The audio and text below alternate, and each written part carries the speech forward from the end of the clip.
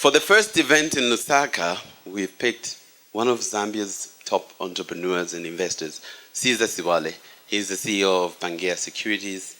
He's involved with Bin, Fresh View Cinemas.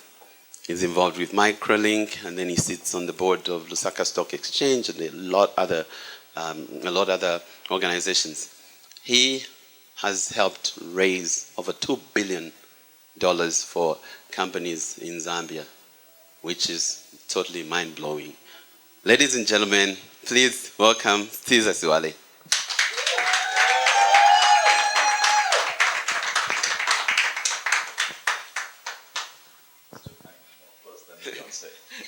Hey, Cesar. Cesar, how are you doing? I'm good, thanks very much. Excellent, it's really great to have you here. And for this event, we'd like to just hear everything. So we'll start from the beginning. You grew up in Zambia and then left at an early age. You went to Europe. What was it like growing up abroad?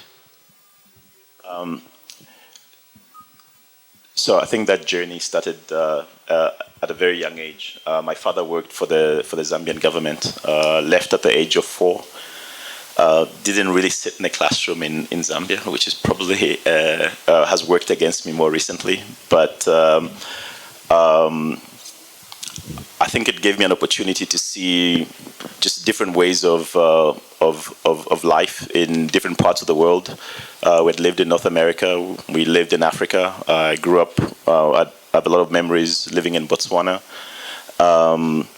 Then sort of my formative years, if you can call them that, I was in Italy. I lived in Malta and went to university in the UK. So it's a mixed bag of different parts of the world, a mixture of different cultures, and probably excluding Zambia of those countries, probably the Italian side is one that's quite strong, and people mistaken me for having been born in Italy or even being Italian, God forbid. But I saw that it was written somewhere that he was born in Rome. Yes, I saw that too. Brilliant. What type of student were you? I think even that changed from country to country. I think Malta had a lot of discipline. It was a boarding school run by the Brothers of St. John, so that was very interesting, very strict. Whilst in Italy, it was where I think I discovered a lot about myself. The school allowed you to express what was your core, what you were about. So I always say to people, if you believe it or not, in high school and going into university, I actually had dreads. Really? And also used to wear an earring to my dad's fears. But yeah, I'm just being in that school and being able to express yourself, whether you wanted to become an athlete or you wanted to become a builder or just wherever your core was is what I loved. And doing classes is one class I took in Italy as a high school student called the Theory of Knowledge, and there was never a right answer. And I remember those classes, which I would never miss, more than my chemistry and my physics and all that stuff. And it was just a class that allowed you to express yourself and have free thinking. Oh, brilliant! And what grade was that? This was in my senior years before graduation, so my last 2 years in high school. Oh, brilliant. I'm trying to just think that you had long hair, longer than mine. Oh, totally. Now we're reversed, the whole thing has kicked in. I see. And when did you decide to come back to Zambia, and what led to that? Yeah, I mean, leaving Zambia at such a young age, and, for whatever reasons, my father continuously was a diplomat, and so apart from coming back for holidays and probably having a very distorted view of the way Zambia was, for example, in the 80s as a young child, or in sort of my early teenage years, they would put us in the Ridgeway Hotel of the Pamodzi, and you'd have Coca-Cola and apples there, and everybody would complain that you can't get a can of Coke, you can't get apples. I'm like, what are you talking about? All this stuff is here. I just never got it as a kid. And I always had that sense of a calling to come back. I hadn't lived here. My close Zambian friends were from a similar background. They were also diplomatic kids who had lived in different parts of the world and would meet in different countries. And so I always felt that sort of calling to come home. So when I was done with the UK, almost immediately I got on a plane and came back. Interesting coming back, but I came back. Yeah, and how has that sort of shaped your outlook on things, on life, on Zambia, having grown up and having lived in so many different countries? I think, to be candid, probably one thing I struggle to understand is the side of where people, you can see they've got so much potential and so much to give. They've got all the tools they need to just go out there and do what they're supposed to do. But for whatever reason, there's something that holds people back. And I have always found it disheartening, especially probably more so in the more recent years, where then you get somebody, and not necessarily that I've got anything against FDI, foreign individuals coming here and setting up businesses, but I just think it's crazy that you can get somebody from a geography so far away from Zambia, show up and opens a restaurant that serves nshima and kapenta and is flourishing, is making a fortune. Now, for me, that issue is not with that person who's come in and seen a gap in the market. The issue is more with ourselves. What is it that we need to unlock so that we should be playing on our turf in something that we're experienced in serving? And I still don't get it. If I went to France and started selling frog legs and whatever it is they have, I don't think I'd succeed, right?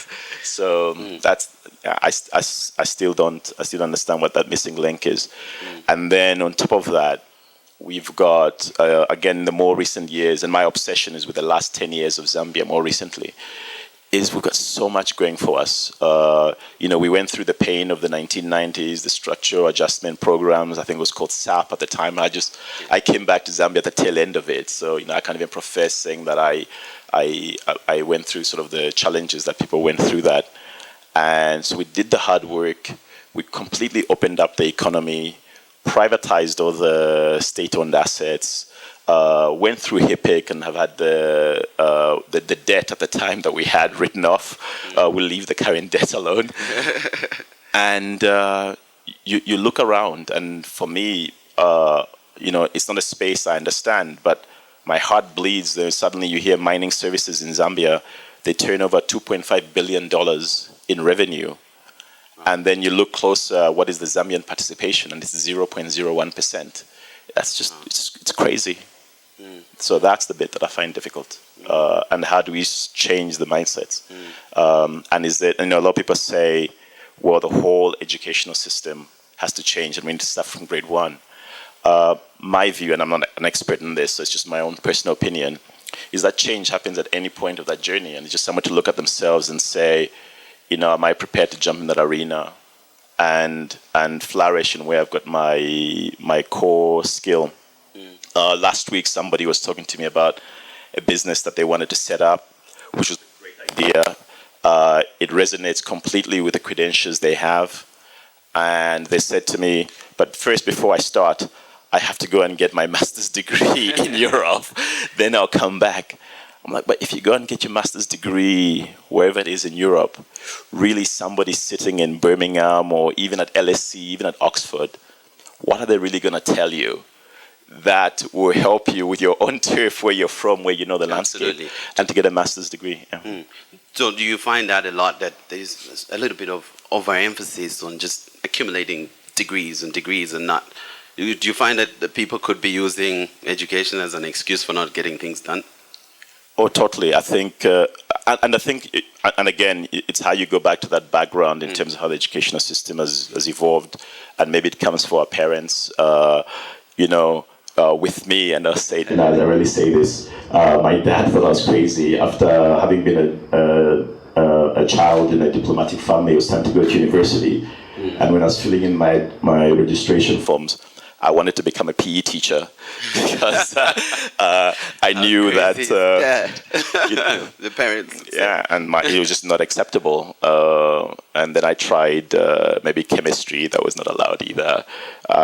From a personal perspective, I obviously I appreciate that I was pushed to go and do economics. So I guess this is the path I've ended up on. But there's too much of an emphasis on education, and we'll probably come to this later. And that's why with this event that we are organizing, we've deliberately picked this keynote speaker that we are bringing forward. It was a very deliberate choice. At the end of the day, I think it's about the values that have been installed in you, the ability for free thinking, and the ability to believe in yourself. It's okay to fall and mess up, and you dust yourself off, and you either try the same thing again or you do something else. I've got enough scars for that, where some of the ventures have not worked. Great. I'd like to, before I talk about some of your great ventures that worked, that we all know about, can you tell us about a few that didn't work and what you learned from those? This is really being put on the spot now. So I think in one area, and maybe we haven't completely let this go, but the one entity that we were really adamant to bring into Zambia was the McDonald's brand. And I had a whole team from South Africa and the US fly in August last year. We spent time looking at the operations in South Africa, and we were ready to go for that venture. And really the only thing that killed it was that McDonald's is so particular about their logistics and how the operations should operate. And there were just some concerns about that logistics link into South Africa. Okay. So eventually we had to let it go. Okay. So maybe that was a little bit painful to deal with. Yeah. Okay. And then there have been a few others. I've tried to go into property. We had the land, but access to the capital to actually build the houses, and then the whole gated community just didn't work at the time we wanted to do this. We had another project. He's got me on a roll now. We had another project to do the Leelai'housing Project, which is quite famous with a lot of people here. We believed we could build 5,000 houses in, I think this was 2002, 2003. And that just didn't work for a number of reasons. In the end, I think we didn't understand the market. And why I asked that question is because a lot of times people just read your story, see Siwale, he's done this, he's done that, and they don't know that there are a lot of things that you try, but you don't give up, and you stand up again, and you do, and you do, and then in the end, we only look at what has worked. And what would you say about that? Yeah, but I mean, even the ones that they see, it's still work in progress. He's a very humble man. It's always a journey. It's still work in progress. Good. And you're the CEO of Pangea. Tell us about your journey to that and why securities. So we probably have to go back to that kid with the dreadlocks and the earring. And probably the passion came from something that's maybe not too glamorous to say publicly, but it was a turning point for me, I think. And I remember it very clearly to date, being on the underground in London.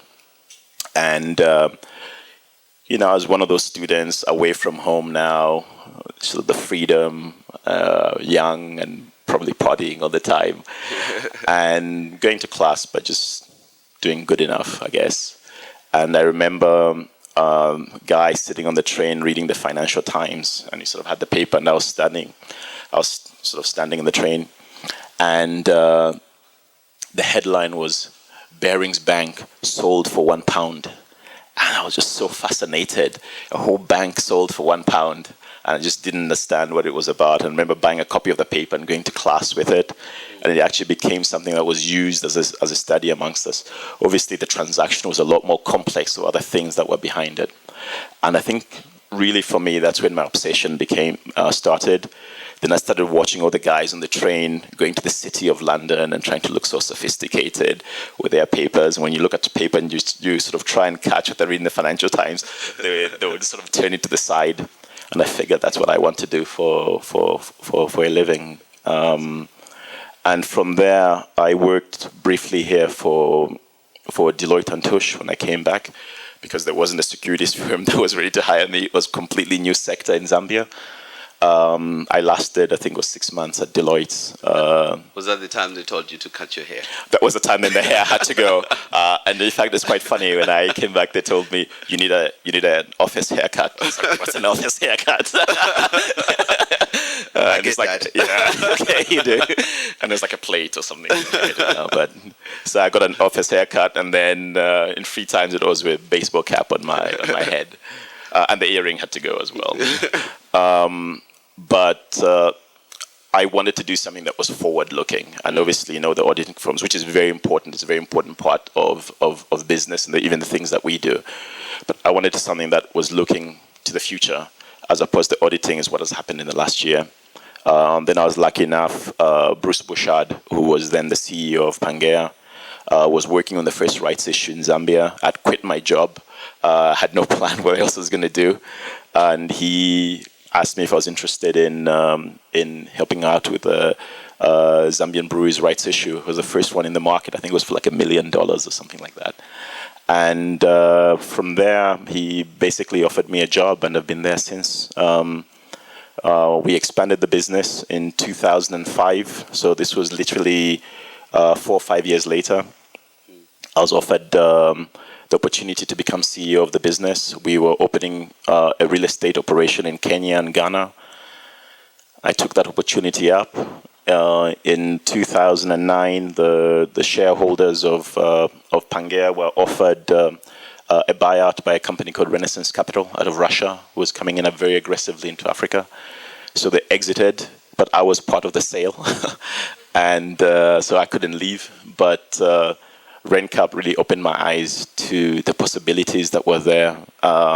And whether you're sitting at Stamford Bridge with Abramovich next to you, he's just another guy. And, he's got his own plans, he's got his own challenges. So really that was an eye-opener for me. And I learned a lot from those guys. And then in 2012, more driven by challenges that Russia was facing and continues to face, they approached the Pangaea management team if we were interested in buying the business back. They thought the brand was very strong in Zambia. They tried to rebrand it from Pangea Securities to Renaissance Capital. It didn't work. So we took the business back, which sounds like a nice story. But for nearly a 2-year period, that journey, very painful. You had this big brother around you, the big balance sheet, with some of the cleverest people in the world in this sector. Suddenly that was all gone. And then we had to build it up again from scratch. And that journey has been interesting and painful at times, where you think, God, what was I thinking? Let me go get a job at Barclays or something. But we continue on that journey still. And again, it's a vehicle to see the opportunities that are available in Zambia. The team that I have working for us now, fantastic young people, very driven, very passionate. Some of the research they write, it's some of the best research that's there in the country. And just we'll see how we build this franchise. Oh, brilliant! That's really excellent. It's inspiring. And you are described as the $2 billion man. I know there used to be a movie, $6 million man. My parents told me about it. I never got to see it, maybe. But then they say it's because you have raised over $2 billion for investment in Zambia. We want to hear about that. Yeah, I've heard that rumor. I think I think I guess it's kind, whoever has said that. But as I said before, if you look at the whole journey of Pangaea, there's been multiple people that have been involved in that process,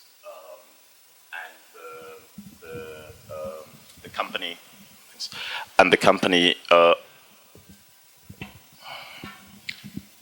and obviously there have been various people that have been involved in making that happen. In some of those transactions, I've been head of investment banking, and I guess from 2005 I've been CEO of that business. But it hasn't been a $2 billion man, more like a $2 billion firm, I think is the way to put it. And I remember that when the stock market was introduced in Zambia, there are a lot of stories, funny stories about people owning shares like in Lafarge and ShopRite, and how did the market take it? I remember that there were people who say, I want to get free stuff because I'm an owner.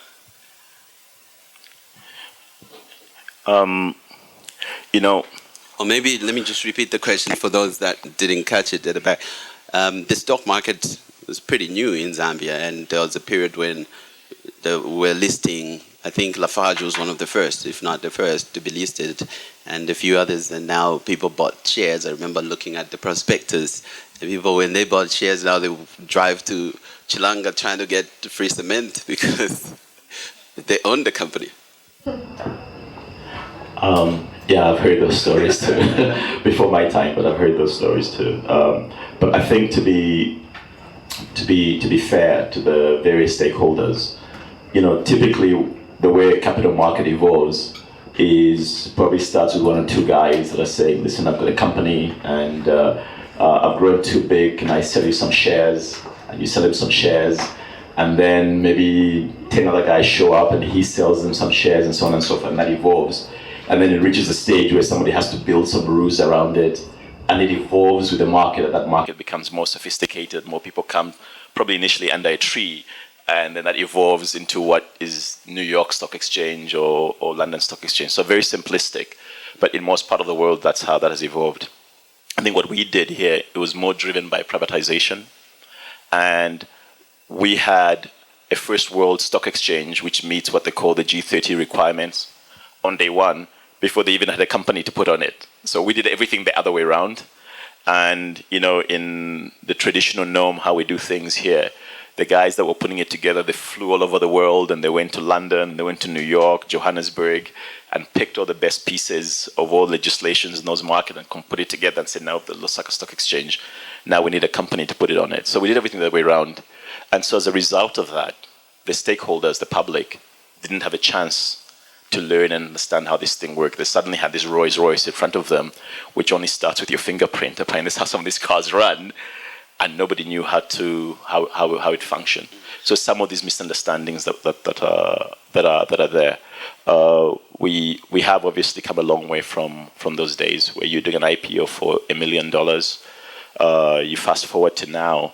Our market can easily do a $200 million listing. Celltel was a $200 million listing, 5 times oversubscribed. We had $1 billion come in this market and go right back out again. So, I think for me, what's been more interesting is the journey and people willing to learn. 2008 was also painful for a lot of shareholders. We had our first capital markets crisis. One, we had the then president, Levi Mwanawasa, pass away in office. So the market reacted to that, obviously negatively. A lot of the internationals were looking to exit. 2-3 months later, we had the global crisis, the subprime issues with Lehman collapsing. And that was even more pain on us. And we saw the capital market completely take a massive knock. And then it's been a question of how have we risen out of those ashes. Okay. Wow. And you are one of the promoters behind Bean, Fresh View Cinema, Microlink, and now Pizza Hut. How did you get involved in this? I think if you look at Pangea, whether it's Bruce Bouchard, Eric Postel, who are the original promoters of that business, Pangea has always evolved with an entrepreneurial spirit. And we were raising money for clients here when the banks were not lending, because it just made more sense to do treasury bills or government bonds or whatever it was. So when we did transactions like Arcades, that was our transaction. We did that as a paper deal. We didn't take any fees. We took equity in that business. So until recently, we were quite a significant shareholder in Arcades. And then on the back of that, as things have evolved and sort of the baton was passed on to me, that sort of spirit continued. That's how we got involved in Bean, Microlink, with Fresh View. This was my hobby, and it was my hobby for 10 years. This project, painful project to carry. Having grown around movies and in that form of entertainment, and coming back to Zambia, it wasn't here. I guess I had the nerve to say I'm going to open my own cinemas, and fast forward to nearly 10 years later, Mr. Steven Nyirenda, the owner of Movie TV, liked the story. He liked the passion. He liked the softer stuff behind, which maybe the audience don't see or they don't see it directly. And we've built this business that we're probably looking to see now. How do we take it to the next level? We've been operating the Zambian market now for about 4 years. Wow. So that's sort of the Freshview story. Freshview is probably very close to me. And given that there was an older Zambian individual who didn't really know me, and I pitched to him an idea, and he came on board. And you hear from a lot of people that doesn't happen. So that I found that encouraging. So there's a bit of an emotional side to Freshview. Wow. There's been a big learning curve. It's not a franchise. It's a brand that we created ourselves. Wow. With Pizza Hut, I was actually approached by 2 family offices out of Lugano and out of the UK, Lugano being in Switzerland. And they're completely in love with Africa. They were looking at things they could do here. They looked at our Mag and Bean business, and they wanted to see how we could expand off that platform. They had good access to Yam, who are the owners of Pizza Hut. And their view was, this is a great way to collaborate. Why don't we work with you guys? We'll do the operational stuff, but we believe there's value in different areas Pangea can add. So why don't you help us with that process? Wow. And it's been that sort of collaboration, probably the lesson learned from me there, is where we shouldn't shy away from FDI. I don't think it should be regulated. I think 2 people should do a deal because they've got common goals, same mindsets, and so on and so forth. And the value these guys brought, I mean, they didn't know anything, they knew enough of Zambia from a research perspective, but they really didn't know it in terms of the touch and feel on the ground. You know, we have the scars for it because we've been doing this for ages. But for them to bring Yam here, I mean, we started the process to bring Pizza Hut here in May.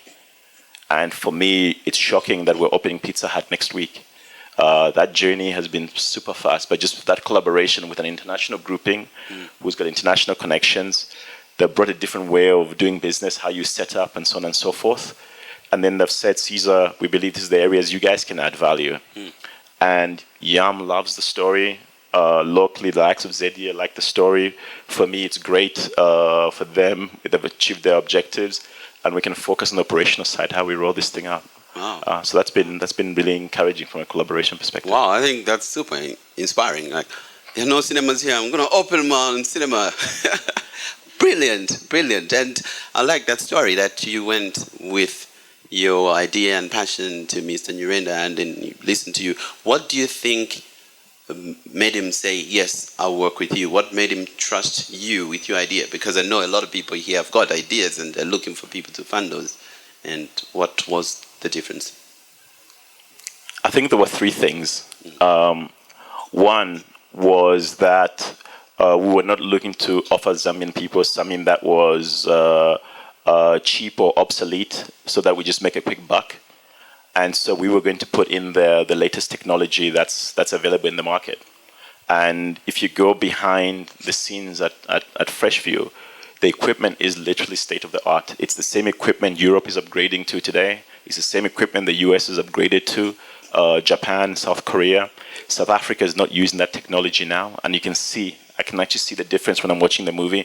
Some people will say the difference is small, but very quickly that technology is becoming more and more obsolete. Then in Zambia here, and not to sort of say too much about a competitor, but they were running 35 millimeter. You could see the static on the screen. There was no surround system for the movies. There was no 3D. And this year we made them upgrade. In January they stripped out the old stuff and they put the new equipment so that they'll be able to compete. So that was the one thing he liked. The second thing, and we've done this more on a soft level, and there's some ideas how we'll push this going forward, but was around the whole issue of local content and how do we get Zambian stories told by Zambians. And in that 4-year period, Freshview, I think, has shown maybe 50 Zambian films. And we've gone from showing the first one when we opened on the 1st of December 2011, where somebody bought tickets and they went in, and 2 minutes later they walked out and said, "You tricked me, that's not a Hollywood movie, I don't want to watch that." to this year, where we showed a movie called The Red Bag, an opening weekend, that is Zambia's most successful film. Going back to even before Fresh View existed, to date as an opening weekend. I remember opening that film, we had to stop other shows just to accommodate the red bag, produced by a 27-year-old Zambian guy. Wow. And he has since made more movies since then. The quality is improving. Inzi, I mean, I've seen the trailer of one movie he's bringing next year. Absolutely amazing. When I saw it, I thought, what is that, Lusaka? They've got a scene where they're flying onto Cairo Road, and it looks like it's some cosmopolitan city somewhere in New York with that shot. You can see it's Vindico House in the corner. So that for me is exciting. But then how do we fund these guys so that they're telling Zambian stories by Zambians? Two others that I've been excited about was A-Team, which was shown during the independence period by Ngosa Chungu. And for her to go out there right after Zambia won the Africa Cup and center the film around the Gabon plane crash and how we've risen from that and then come and win the Africa Cup, you could hear through the whole film people sniffing. And someone saying, the aircon in this place. So you could hear them sniffing. It was so emotional. Yeah. And then one of my favorite film producers, again, a young individual, who has done a film called Film on Hold, A Woman on Hold. I think they've changed the title now. And we're showing this in December. And it's a film around Esther Phiri's life from the humble beginnings to becoming this undefeated world champion, because she obviously resigned from that. And not to take away from the film, but Jessie started that by following Esther with her mobile phone and picking up clips just because she loved film. And as the story became bigger, her equipment became bigger. And I keep telling Jessie, somebody should have been filming you while you're filming Esther. And those are, for me, from a Fresh View perspective, those are the exciting stories. I think that got, obviously I didn't know all of this would happen, but that got Mr. Nyerenda's attention. And obviously Movie TV as well has produced some of his own films. And then the third bit is I guaranteed him that I would bring Hollywood films, because the concern was whether they would give us product or not. And with one or two studios, it is true I had to go on the plane and beg for content. But we did our sales pitch to them, and it's Fresh View where it is today. Yeah, brilliant! Wow, like we could sit here all day and just listening to these amazing stories. And what would you say would be like your secrets to success? Or if somebody is listening now and says, "What is it that you believe makes people trust you to work with you and to get things done, and say, we're in Switzerland, but we trust Caesar, we're going to work with Caesar in Zambia"?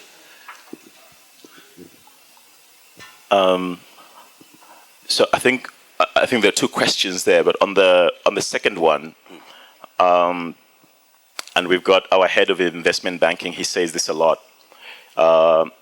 When we go and pitch for work, typically we'll compete with Standard Bank or Stanbic. I know some of them are here today. Or we'll pitch against Morgan Stanley, for example, when we're doing the Celtel IPO. We had to put our proposal against them. And obviously these people have got a big balance sheet. They've got an army of people that work for them. But our head of investment banking, he's coined a term. He says, our balance sheet, our relationships. And I think, with that term, he hits the nail on the head. I know it sounds very emotional and sentimental, but I think that certain relationships that we hold very close, we preserve. If Carl Irving with Zambia, if he calls me at 2:00 in the morning, I'll get up, take the call, and if there's an emergency, I'll go set my laptop and do the work for him.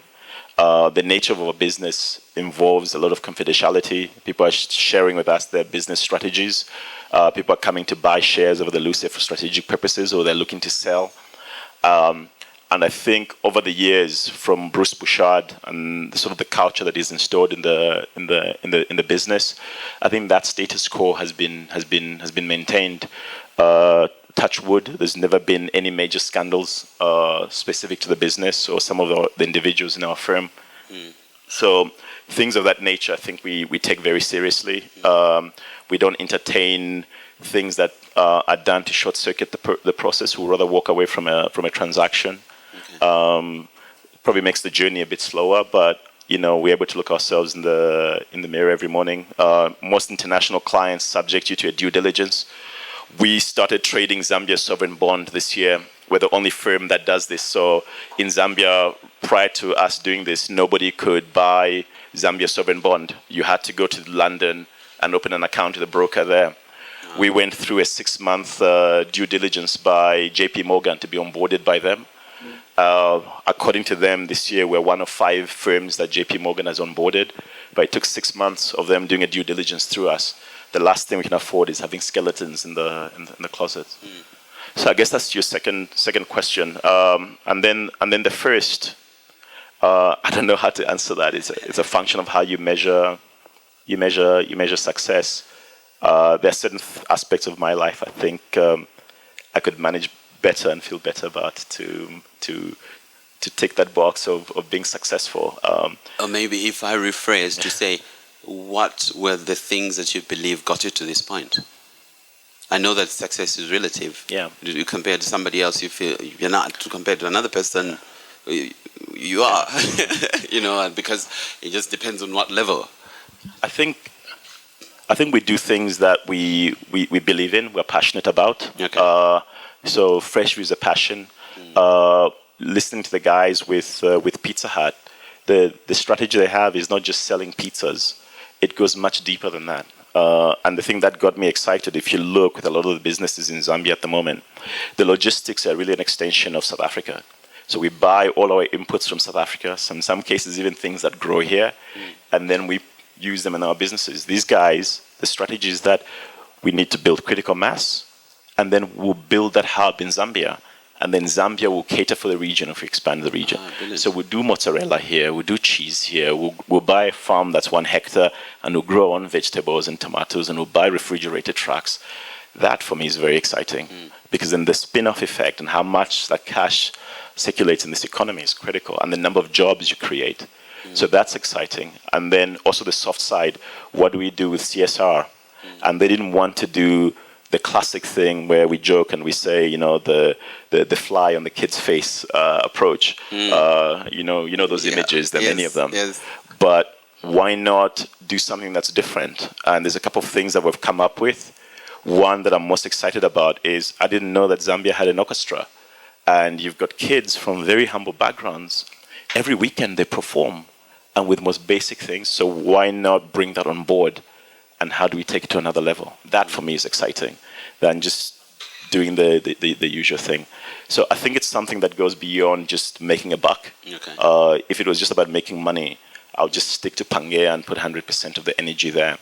But to do Fresh View and take a kid or a young man and take him to Germany, and now today he can take apart a digital cinema projector and put it back together. That's exciting. Wow. Take a young Zambian individual who, for him, going to the copper belt was maybe an adventure because he just didn't have the opportunity to be able to afford to go, and so his life has been purely based in his community in Lusaka. And suddenly we put him on a plane, and he's in Texas. He's learning how to make a pizza. Wow. That for me is a lot more exciting, Wow. and that goes beyond just trying to make some money. So doing something that you really believe in, something with passion, and not just going for a quick buck. Yeah, at least that's my philosophy. Yeah. Okay, excellent. And now you're organizing the Zambia Investment Conference. Tell us about that. So another sort of crazy idea, but we're not an events organizer, and we're not even going to events organizing business. But I think early in the year, and I think this was in February, I won't go into the specific reason what triggered this, but we were looking at Zambia, 50 years of independence, 20 years of the capital market, and there was so much negativity. I'll go on social media and people say we've achieved nothing, or people will complain about something else related to that period. And we just kept thinking about what are you doing about it? It's easy to blame government, to blame this, but what about all these foreign individuals or multinationals have come in and they've made a fortune here? I've had international clients tell me, Caesar, stop showing Zambia to everybody. This is just keep it a secret. Let's keep it the way it is, right? Because the guys know, right? And And so we thought, well, why don't we showcase Zambia in a different form? Why don't we put together, and I think this idea came from someone who's been a great mentor for me, Mr. George Sokota, who ironically was the senior partner at Deloitte, but then I didn't know him when I quit his firm after 6-7 months. But he said, well, what are you doing about it? Even you're complaining. And so we thought, okay, we'll do this investment conference. It was supposed to be a small thing, just to showcase your non-traditional companies and what they have done in Zambia. And the more we worked on this, the more the monster grew its own feet. ZDA got involved. Mr. Patrick Chisanga became a fantastic ally of ours, and he just facilitated the thing to work. Kept marketing it every time he traveled for business, showcasing Zambia. And suddenly today we've got 70 delegates, 70 speakers that are coming to the conference. Wow. Probably about 40 of those are local, 30 are international. The theme has evolved into various add-ons. Again, we didn't want to do our traditional clients. So Pangaea, typically we're a capital markets business. So it's really companies that are listed in the exchange. But we just felt, as much as they are clients and we hold them very close to us because they're our balance sheet, as we had said, over the relationships. But we thought everybody knows who Zambif is. Everybody knows who Zambian Breweries is, Zambia Sugar, Lafarge, and so on and so forth. And we won't really inspire anybody if we put Zambian Breweries on the table, on the podium. They're going to say, well, they've got Sub Miller behind them. They've got a big balance sheet behind them. So why don't we go out there and find individuals that have been in the trenches, they've kept their heads low, and they've struggled through the system, and they've won that battle, and now they want to take their businesses to the next level. Next question became which sectors, and we thought fast-moving consumer goods, because it's an area we are passionate about. Technology, just from some of the interactions we've had, mining services, tourism, infrastructure, and construction. And we've seen $7 billion committed to doing 8,000 kilometers of new roads. Logistics and distribution. Again, another one that pains me, and I don't know how many times I've said this, Zambia is the hub for the region, not South Africa with Joburg and Durban. And we need to break away from that. That is our massive competitive advantage. And we're not a market of 13 million people. We're a market of 200 to 250 million people. That's the Zambian market, which means that if we start selling that and we start utilizing it to advantage, we will take on Nigeria. And on top of that, we're actually a much better environment to do business in. I've interacted in Nigeria. I love the Nigerians, but it's just a much better place from the climate, the power issue. When you're in Lagos, you can hear the whole city buzzing because those are all the generators working. But how do we unlock that? And then we added on the softer side where we wanted to have somebody say something spectacular to us. And so we identified some international groups we've got close relationships with. And today we've got this monster that has evolved, 70 speakers, as I said. I'd expected 350 to 400 delegates. Okay, wow. And then, word on the street is that you're bringing Sir Richard Branson to Zambia, and this is the first. Is this real, for real? How did you get to do that? We did approach Virgin Group for Sir Richard Branson to come to Zambia,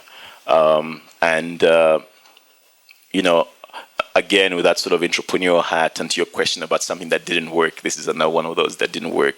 But as you recall, last year British Airways stopped flying to Zambia. So in my wisdom, I got on a plane and went to Johannesburg to speak to the CEO of Virgin Atlantic for Africa and the Middle East, and telling them what opportunity they're missing out on and how great Zambia is, and I can get Zambia to be the hub for them. Again, my obsession with the hub, and they can fly out of Zambia into the region and all of those things.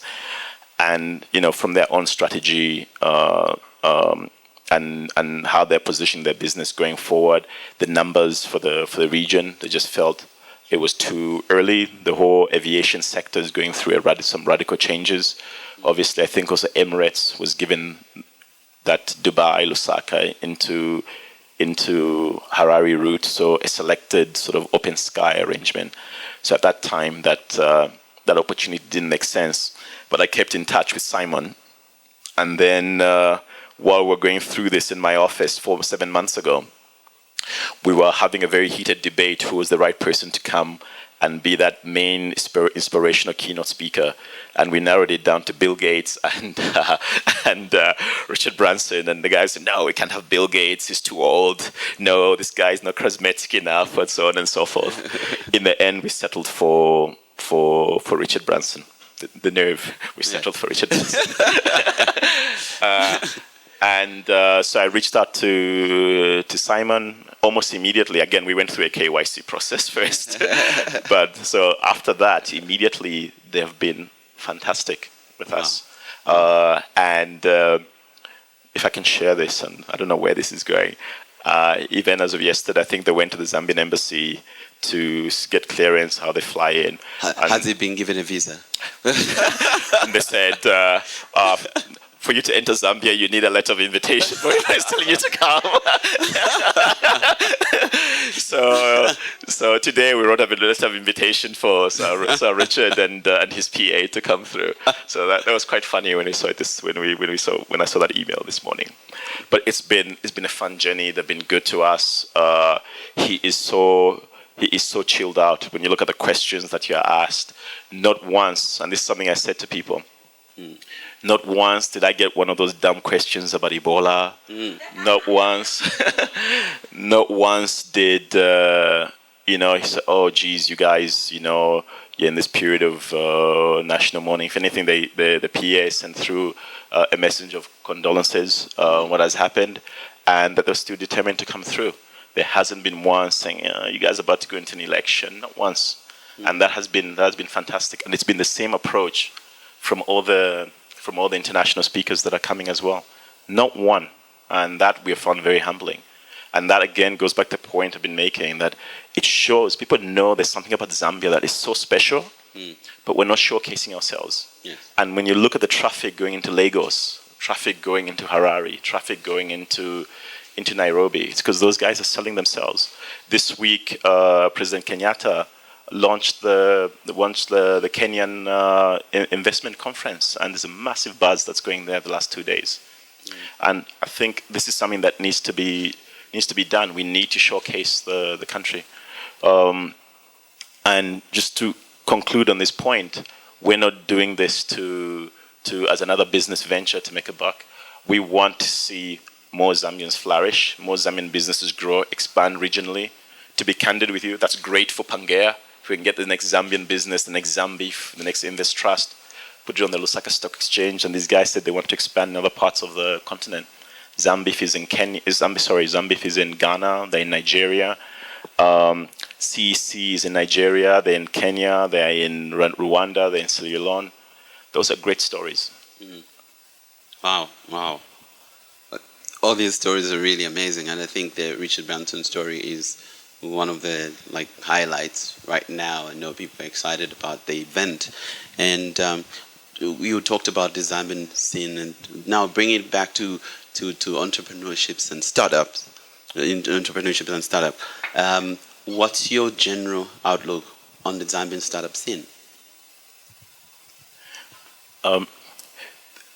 This is probably another area of why we did the conference. When you look at this so-called, I think it's called X or Y generation, these guys are so hungry and they all want it like now. And when you look at some of the ideas they're coming up with, even with me, I'm like, I don't know how that works, but there's clearly a market for it.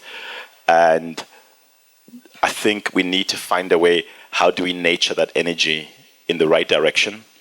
The guys have grown up and doing a very different era. They're a lot more outspoken. Then, as I said, they know what they want it now. The market is probably still not adequately structured for them to fund them. So typically a bank will say to you, great idea, but can you please give us brick and mortar as collateral? And we also take all the assets for the business, and it's going to cost you 24% in the form of interest.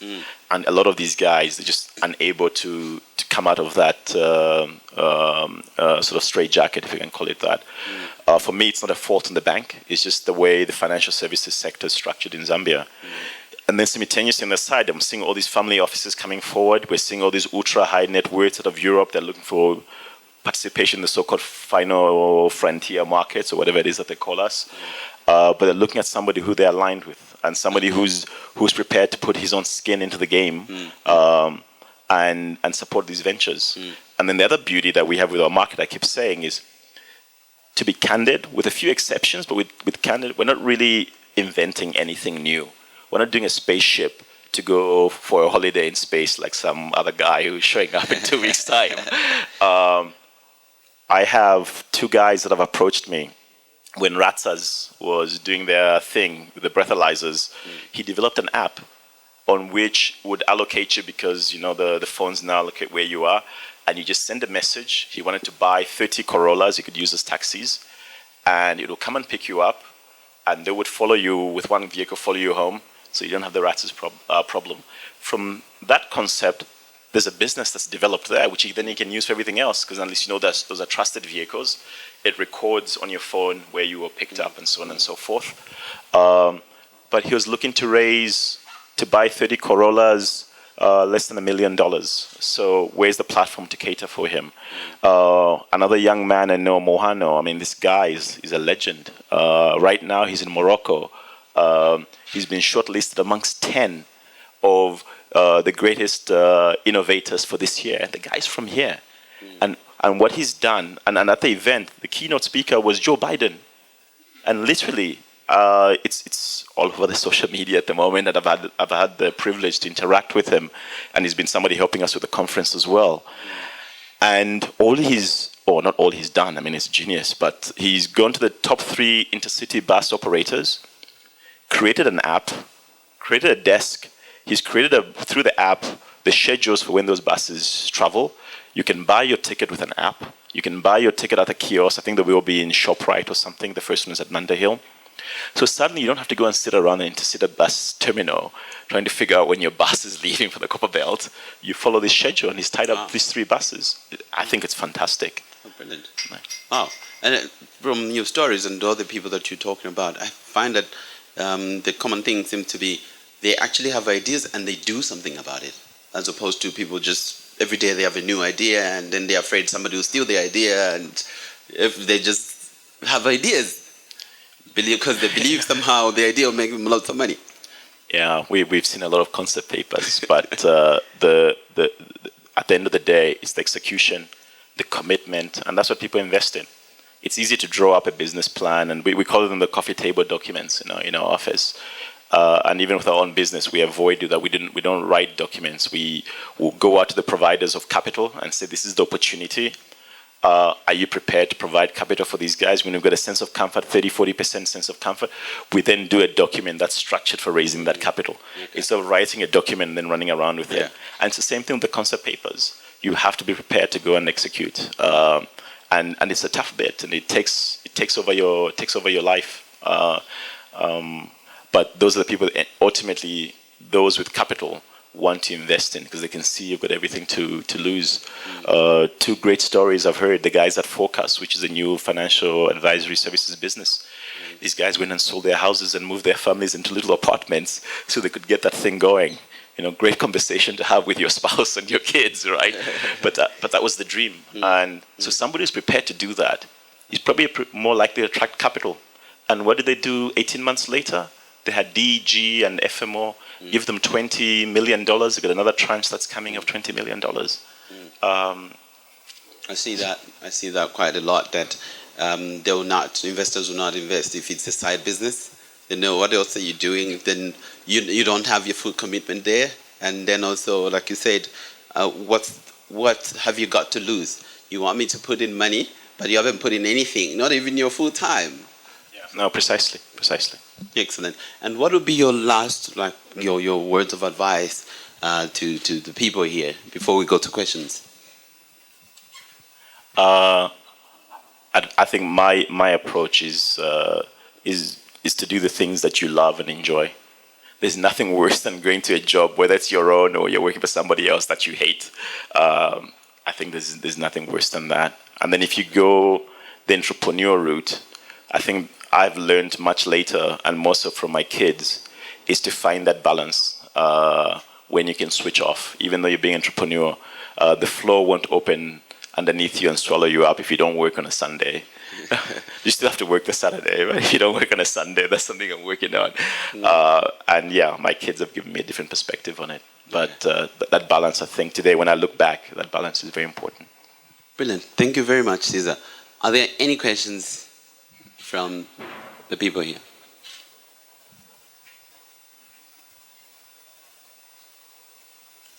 There is a mic there if you got any questions. Or you can write them down and pass them on here. Hello, okay. Okay, mine is not really like a question. It's more of a comment, if anything. And I'm just referring to the guy who had an idea, had to abandon it to go and do an MBA or something like that. Okay, one thing I just want to say is that in Zambia mainly, we have that fear of the unknown to get into entrepreneurship. Usually we get into things that we've seen our friends do. Maybe it's a neighbor, maybe it's someone you work with. Those are the things we jump onto. And we don't take time to research and find out what that business is all about and where it will end us. So that fear of the unknown kind of takes over the execution process. So that's why you find that a lot of people will not just get into these brilliant ideas we are discussing here, because they are the fear of the unknown. I guess that's my comment. Thank you very much for that comment. Great. Any other comments or questions? Yes, there's a question there at the back. Thank you. My name is Mwete Webster. Earlier on, you mentioned of not doing your early studies in Zambia, but I want to ask the kind of curriculum that is out there and the one that we have here. Reason being that entrepreneurship hasn't been quite on our early curriculum. In Zambia, it takes maybe somebody to go to university or college to just learn how to make money. We have a number of youths that have spent 12 years in school and 4 more years in university, and they're just in the street. They cannot even make money.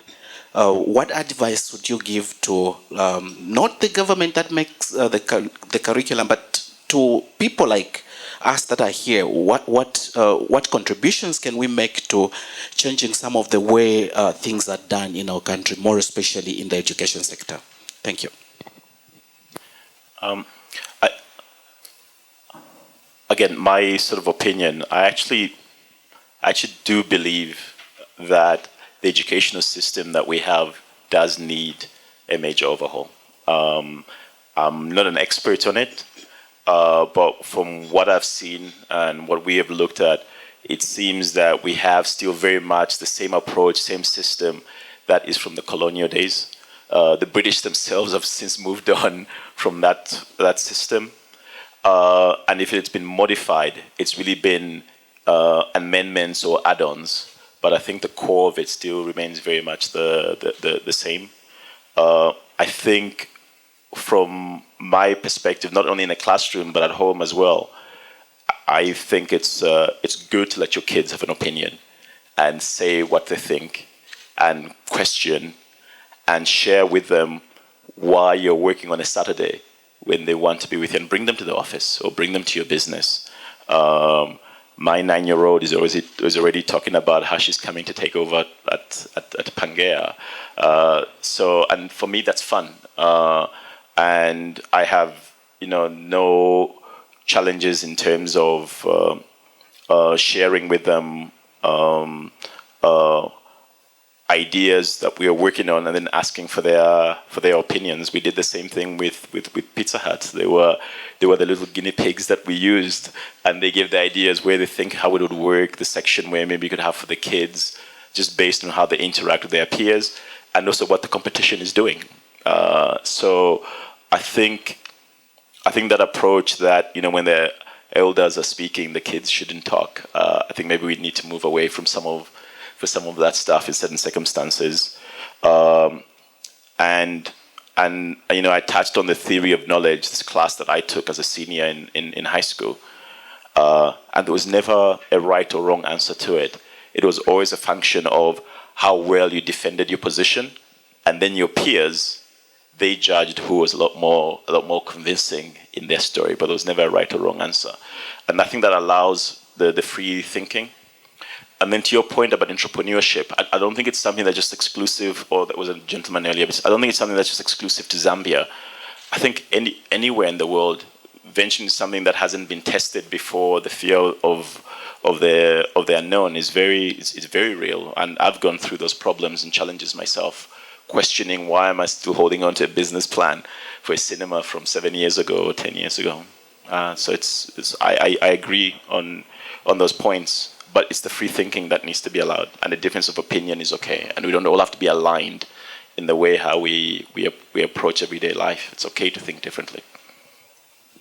A question that ties into what is said, would it be that, my understanding of the question is that you have to go to school to learn entrepreneurship?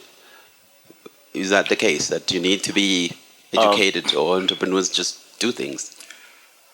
I think for me it's a values thing, and again I think that's why I touched on the whole aspect of the home. I don't think education is just in the classroom. I think it's just it's significant, but it's only one portion of your life. It then becomes of how you interact in the home. So I've heard stories from somebody who was telling me this yesterday, where somebody's father had been in the civil service, like my father, and he's finished school, and what does he do? He says he wants to be in the civil service, and maybe that's just mentally what he was groomed to with what he saw in the home. Not that there's anything wrong with that, right? Everybody's got to be driven by their own passion and their own values. So I think those are more the cause, or your formative years, that decide what sort of person you want to be. I was at the age of 8 on the streets of Gaborone. We were selling lemonade in December because it was so hot with one of my best friends then in high school in Italy. During lunchtime, I was drawing lines on the football grounds, or because there was a big football tournament coming, or for athletics, we were drawing lines on the grounds as well. And it's just something that excited me as a way of making some extra cash. So I think it's those cores and how you've been raised. And to be clear, also, I think from my perspective, is there's also nothing wrong with somebody who decides, you know what, I want to do an MBA and I want to go and work for the entrepreneur, or I want to go and work for a big corporation. There's absolutely nothing wrong with that. It's each one's on journey, if I try and sound spiritual, Great, I can relate to that. I grew up in Lilanda, Soweto, and in Siwale, and I was selling sweets in grade 5. Like, you buy a packet of sweets from Soweto and you go and sell them, but you just do. So I think education adds something. It helps you grow your business much bigger, but in order to do something, you just do. So we can we can blame the government for a lot of things, but some things we need to take charge and make the difference. Any other questions? Yes. Okay, who shall we? Thank you. My name is Sewo Fumbeshi from Fairworld Properties. I think what we need to appreciate is that, education shows you the door, but you need to go through it. So education is important, but at the end of the day, you have to walk through it. And my question is that you see, Zambia has gone through privatization and all this structural adjustment.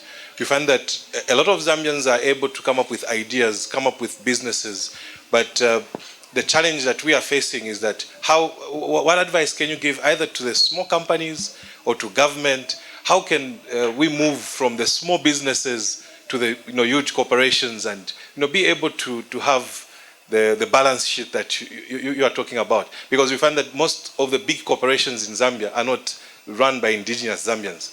For instance, I'm running a firm and I have this huge plan, but you find that you find so many roadblocks for you to move from one stage to another. So how does a Zambian move from these small balance sheets to the huge balance sheet? So speaking as a financial advisory person, I think for me, one thing that we need to look at closely is how do we do an overhaul of the various financial sector entities that are operating in the country.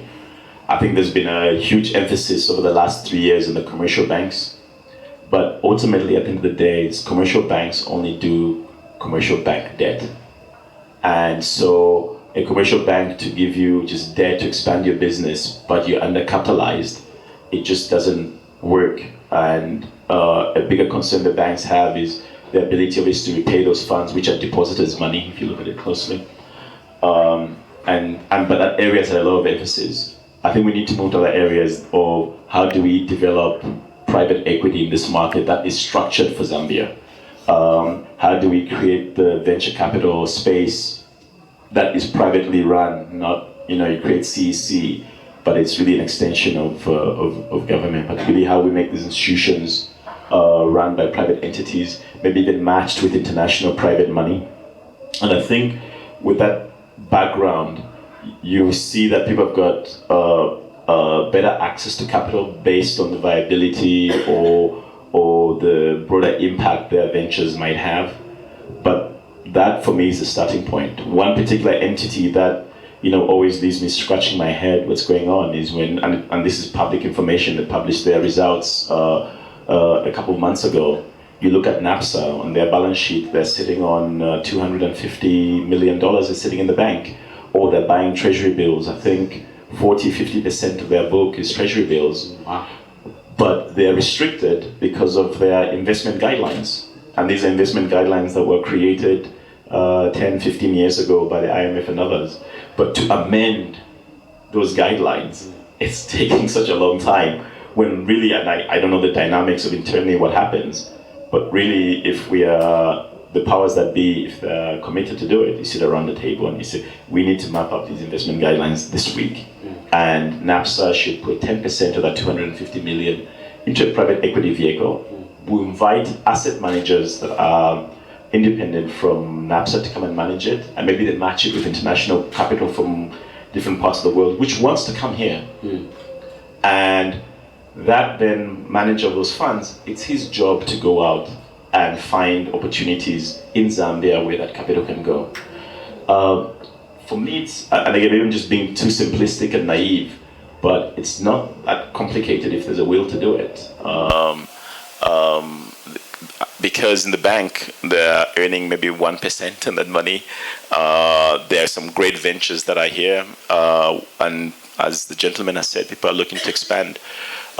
You do have an interesting thing that's happening currently in the market. So, for example, DFID. I know over the last few years have been exploring in terms of how do they support Zambian entrepreneurs with different forms of capital, and they're trying to figure out how they do this. More recently, CDC has been coming into Zambia, looking at who are the future captains of industry that are Zambians. So we debunk this thing that was created in the 1990s when we privatized. And if we can do that, then maybe we can take away the so-called PhD syndrome and start promoting Zambian captains of industries in these new sectors. But the assets that were privatized in the 90s, those were the deals that we did. And for whatever reasons, the powers that be chose to sell to a multinational to Zambians. But that's 20 years ago, those deals are done. Right? Brilliant. Leelai'housing, you had the question.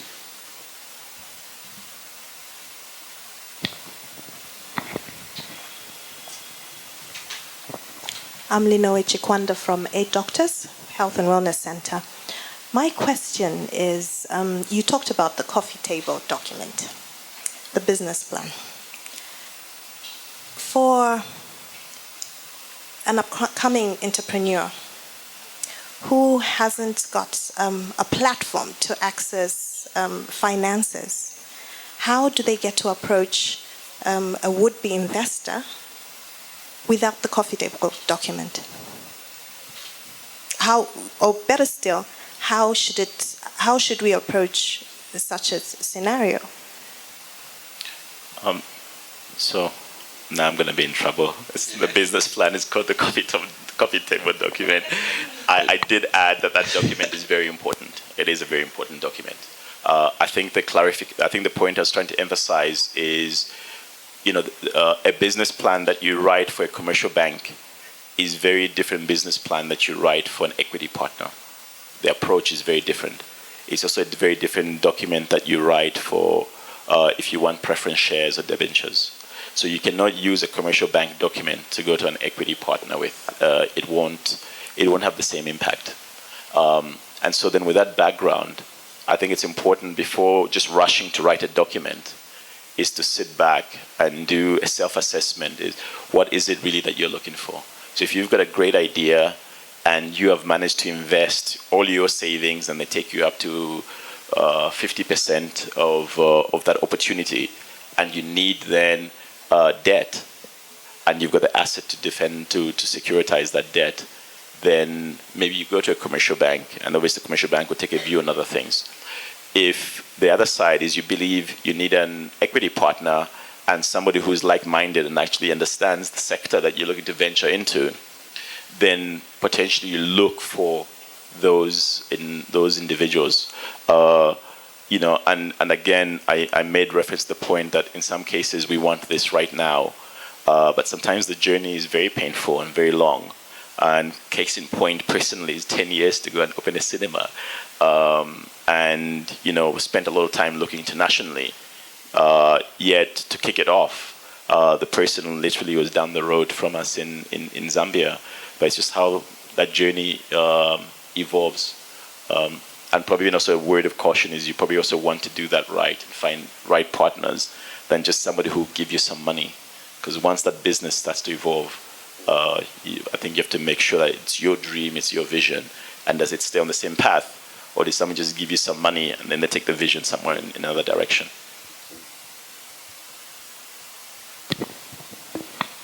Hi, my name is Valentine. I'm from CES, an IT service provider. I just wanted to ask, in all this, what do you think is the role that government plays? I know we are not supposed to blame government, but you find that specifically if you look at the mines, for instance, you find there's a lot of services that they are getting from outside Zambia. And those services are available here. Just 2 days ago, for instance, I went for a meeting, and this was with SPAR, and the guys are trying to open up more shops around Lusaka and the core belt as well. So at that meeting, I was the only Zambian contractor, and everyone else came from South Africa. I had a meeting with Lumwana a couple of months ago, and they were looking for a particular service that, for instance, we're able to provide here. But they chose to go for a company that is in Australia, doing the same thing. So I know that in countries like Botswana, for instance, the government has put certain sort of safeguards in terms of how an investor can come into a country and what percentage of business that investor is supposed to give to local companies and entities. So not to blame government per se, but do you think they could be doing something that maybe they're not doing? Thank you. No, it's always a difficult one. This one and I think I touched on the turnover that mining services is generating at the moment, and it doesn't get enough attention because everybody's talking about the mine. And from our perspective, it's an area where we'd love to see more Zambians participate. Ironically, on the other side, when you speak with some of the mining companies, individually and collectively, I don't know, the views might be different, is they actually, some of them have plans where they actually say that, listen, Solwezi is our home. And so for a particular mining service opportunity, the first provider we'll look at is in Solwezi. And if we can't find him in Solwezi, we'll look at the broader country. And if we can't find him in the country, we'll go further afield. And one of the challenges they have, which is to the gentleman's question earlier, so all of this stuff is connected, is you then get a mining company in Solwezi and they say, okay, great, we need tires for these dump trucks that we have, and we'll give opportunity first to Solwezi or Zambia.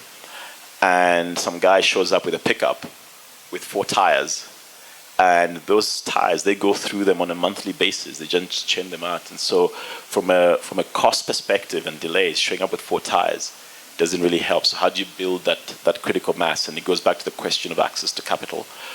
Even take it further, is there somebody who's prepared to be gutsy enough and say, you know what, I'm going to go to Dunlop and I'm going to give a business plan and show them commitment to this thing, that we should be setting up a Dunlop plant in Zambia on the Copper Belt in Solwezi or wherever. And we're not seeing that happening. And I think that's driven by a number of factors, some away from government, some of them to do with government. Linked to that, and the debate has been, well, you know, yes, we made some mistakes, maybe the way we privatized the economy, but should we restrict certain sectors just to Zambians going forward? So, and I remember this in 2006, this is when that started. So industrial minerals, I think it's called industrial minerals.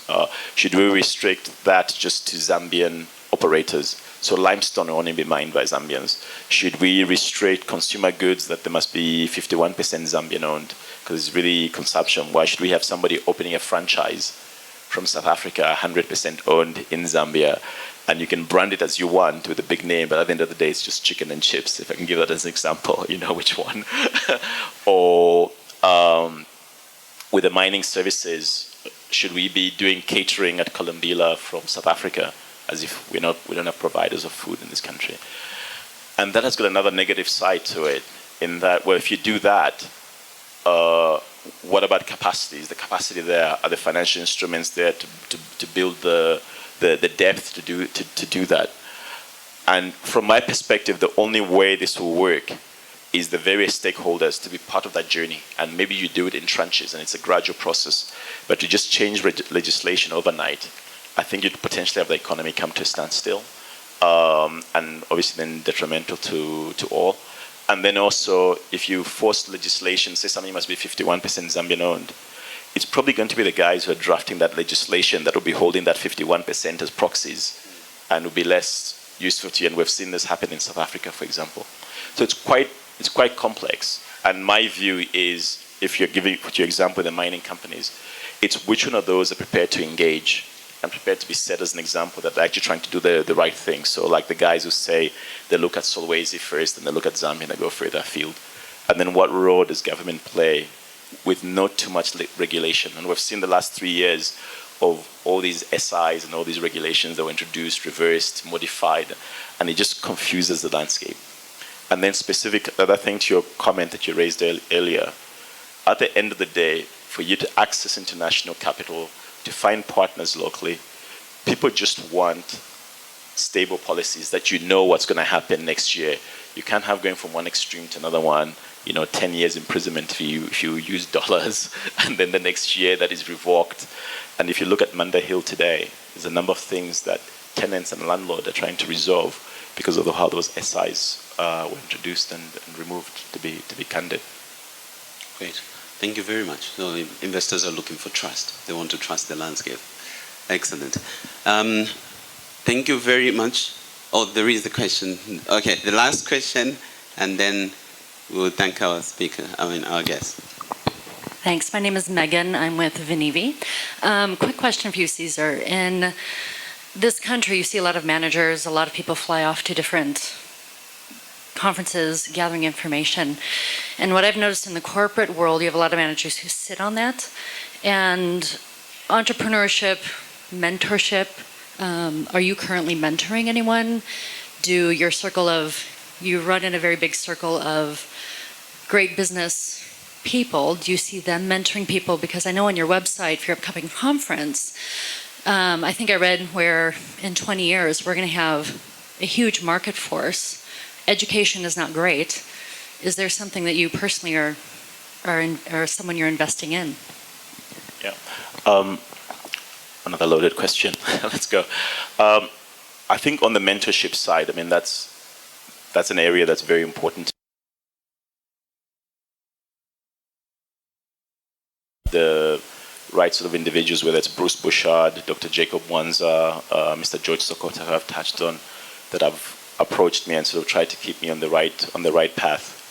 I think on the Pangea side, I wouldn't say necessarily for myself where I've been in that position where there's an individual where directly I'm mentoring. But if you look at the structure of our business and the transactions that we do, I'm basically the oldest guy that is there in terms of management, and with a team of young people, 22 years old, 31, and they're the ones who go out there and they sit with the CFOs of some of these companies and structuring these transactions. Obviously, some of that is, or most of that is under my leadership. And then specific to the conference, when you look at the team that's putting this that has put this together, it's a team of very young people. Kathy with her branding agency business is 26 years old. So when you look at the logo for the conference, the way the website has been designed, that is all her. Mohano, who is in Morocco, as I said, receiving this award, is doing all the IT work behind the scenes for this. Kachepa with PR Consulting, young individual. Alanani out there sort of promoting and talking to some of the chief executives in some of these entities, whether on his own or together with myself. So a team of very young people. And for me, I can relate to that, and giving the guys the freedom to go there and do what they think will make this thing work.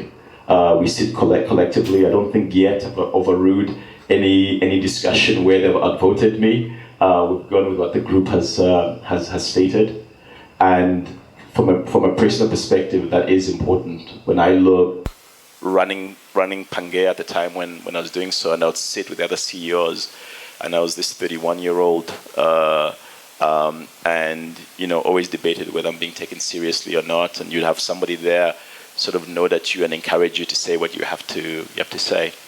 So that is totally agree with you. That is important.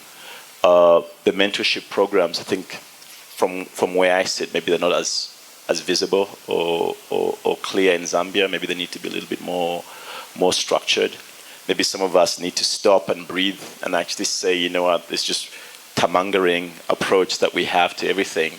Maybe it's time to stop and then actually clearly define, take somebody under your wing and work with them.